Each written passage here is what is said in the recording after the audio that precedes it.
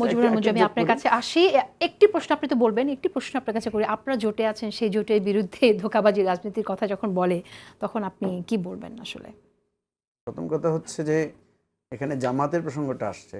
জামাতের প্রসঙ্গটা জামাতের লোকেরা ভালো উত্তর দিতে পারবে। তবে আমি মনে করি বাংলাদেশে জামাত যাতে স্ট্রেংথেন হয়েছে, শরীফুজ্জামান শরীফ যেটা বলেন, ইসলামী ব্যাংক প্রতিষ্ঠা হয়েছে, সেখানে একটা দলীয় ক্ষমতায় কারা ছিল? বিএনপি ছিল বা আওয়ামী লীগ ছিল, এছাড়া তো আর কেউ ক্ষমতা ছিল না, বা এরশাদ ছিল। জামাতকে যদি বাংলাদেশে কেউ সবচেয়ে বেশি শক্তিশালী করে, সেটা বিএনপি করেছে। তাকে ক্ষমতায় নিয়েছে, তাকে পার্লামেন্টে ভাগ দিয়েছে, তাকে সবকিছু দিয়েছে। এখন ভাগে বনে না বলছে বলে জামাতের সাথে ওনাদের যত অভিযোগ। সুতরাং জামাতের সাথে ভাগে যোগেই ওনারা ছিলেন, এবং আবার যদি কখনো আওয়ামী লীগ আসে ওনারা আবার ভাগে যোগে একসাথে থাকবেন। এটাই ইতিহাস। ব্যবসায়িক ভাগ জামাতের সাথে ছিল না, নির্বাচনী ভাগ ছিল। এটা আপনার ইতিহাস তাই বলে। আমি ইতিহাস তো আর মুছে দিতে পারবেন না, ঠিক আছে?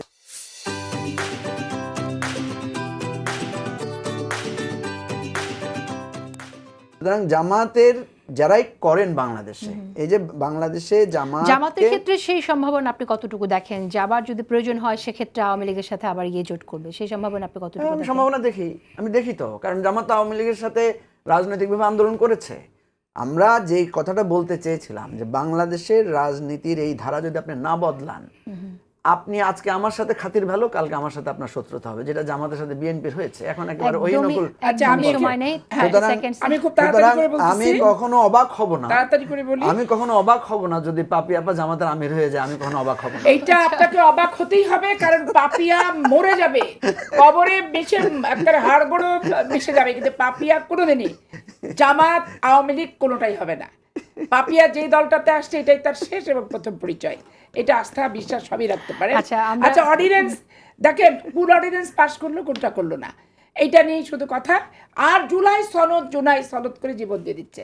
হামের সনদও আসে না, গাড়ির তেলের সনদও আসতেছে না। পার্লামেন্টকে যে একটা আলোচনা, বিতর্ক এবং অরিজিনাল তথ্যটা চাওয়ার জন্য দুই দলের দুইটা চিফ হুইপ আছে। তারা নিজেরা জাতির স্বার্থে আলোচনার বিষয়বস্তু নির্ধারণ করবে যে আমাদের একটা অনির্ধারিত আলোচনা, আজকে তেল ইস্যু নিয়ে হবে, আজকে পররাষ্ট্রনীতি নিয়ে হবে, আজকে কি গুপ্ত আমেরিকার সাথে চুক্তি করে গেছে, এটা নিয়ে আমরা আলোচনা করব। এখানে দুই চিফ হুইপ মিলে সিদ্ধান্ত নিয়ে দুই দলের সাথে মধ্যস্থতা করে পার্লামেন্টকেই তো আলোচনার কেন্দ্রবিন্দু করতে হবে। কিন্তু দেখেন, হামের টিকা নিয়ে কোনো কথা নেই। আমি এমপি, আমি বাসে করে গেছি, এটা আমার তেল ছিল না, এইটা বলা নিয়ে ব্যস্ত।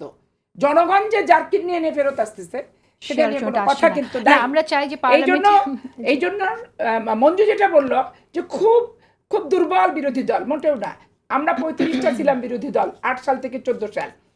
আমরা যে স্টেট ফরওয়ার্ড এবং যে ফাটাইছি আওয়ামী লীগকে, এই ফাটানির কথা শুধু একবার স্মরণ করে দেখেন।